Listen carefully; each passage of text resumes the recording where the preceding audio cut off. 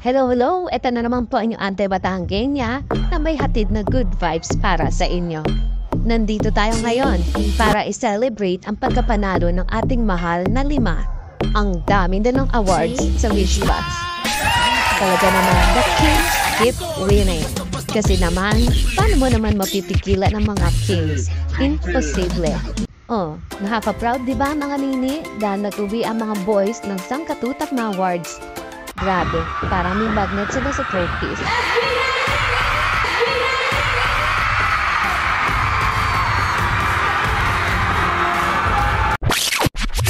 Pero teka, habang tayo, mga 18, todo cheer, yung ibang bashers dyan, parang naubusan ng vitamins kasing bitter ng ampalaya. Special shout out sa napakagwapong si Josh Cullen na nanalo ng Hip Hop Song of the Year. The Wish Hip Hop Song of the Year award goes to Josh Cullen. Get right. Josh Cullen.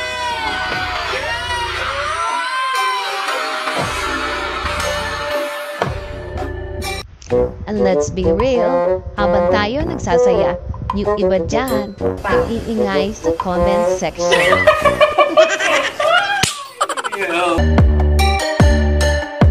Paano nangyari yun? At dahil dyan, may mga nag-react na hindi daw deserving ang Josh Cullen. Abay syempre, nung malaman ng inyong ante, biglang tita mode activated. Oh, ayan. Bitinit pa ang topic na ito lalo na sa mga chismosa sa kanto. At mas mainit pa sa binuga ng Bulkang Taal. What? Lang. At syempre, magbibigay ako ng opinion kahit hindi nyo hinihingi. Oh my God. Opinion ko lang naman to kung bakit deserve ng pamangkin ko ang tanging swag at gwapong Josh Cullen. Pag-usapan natin itong Get Right ni Josh Cullen, ang nanalong Hip Hop Song of the Year. Bakit nga ba karapat-dapat itong manalo? Well, una, para sa akin, class ang production. Ang beat nito sobrang fresh, modern, at swak na swak sa global standards. Oh, aninin. Pangalawa, yung lyrics. Hindi lang basta catchy, kundi may mensahe ng self-confidence, standing your ground, at pagkuha ng respeto na deserve mo. At pangatlo, nini, performance-wise, ibang level ang energy ni Josh. Paano niya nadala yung swag, confidence, at charisma sa bawat stage? Grabe, hindi lang kanta ito. Isa itong statement na kaya ng OPM mapagsabayan worldwide. Josh hindi lang basta sumasabay sa hip-hop scene. Isinusulong niya ito. Kudos kay Josh Cullen na patuloy na nagbubukas ng pintuan para sa Filipino hip-hop scene. Isa siyang living proof na hindi lang siya isang talented performer, kundi isang artist na kaya mag-innovate at magdala ng ibang flavor sa OPM. Josh embodies what it means to be a true hip-hop artist. May swag, may bars, at higit sa lahat, 100% puso. Wow. Hindi siya takot magtakad na ibang genre at gawin itong uniquely his own. Sabi nga sa kanta, get right! Kaya move forward tayo mga best dahil panalo na tayo sa talento, impact, at pagmamahal ng isang Josh Cullen. E noong una ko marinig ang get right, aba, talaga namang gandang-ganda ang inyong ante. Oh, aminin, ang ganda ng beats. Panalo, yung lyrics, o ano pa ba, maganda, nainini. Yung swag ni Josh, aba, talaga namang pakiramdam ko proud tita / fangirl na di mapakalis upuan Ay, sino kang di mapapasayaw diyan? Kahit nga yung mga kumare kung may frozen shoulder, sa reunion namin, biglang gumaling. Pero seryosong usapan, ha? Sa mga kapwa ko 18, huwag nating patulan ang negativity. Tandaan, ang get right ay hindi kanta ng pikon, kundi kanta ng resilience, self-confidence, at growth. Gawin nating inspirasyon si Josh.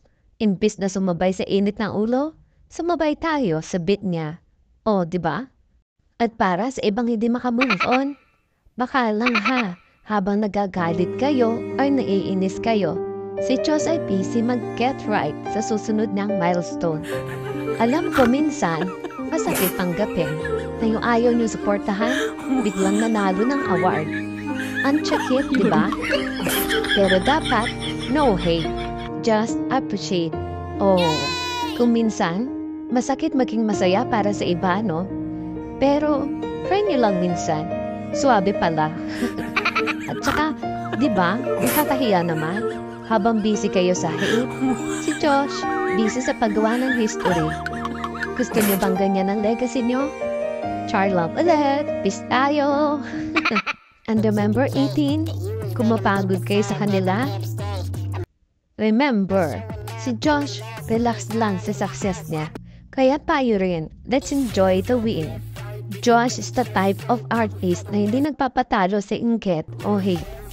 Ginagawa niya lang motivation lahat yan para maging mas mahusay.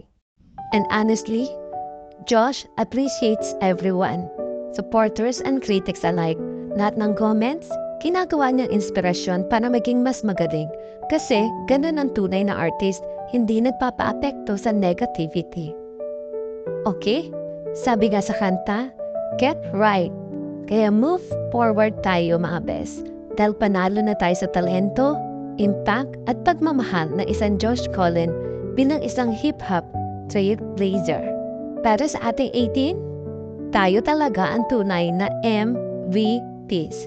Sa bawat tweet, boto at panalangin, napatunayan natin na walang imposible basta't sama-sama. Okay? As Josh always says, you're the reason behind his wins.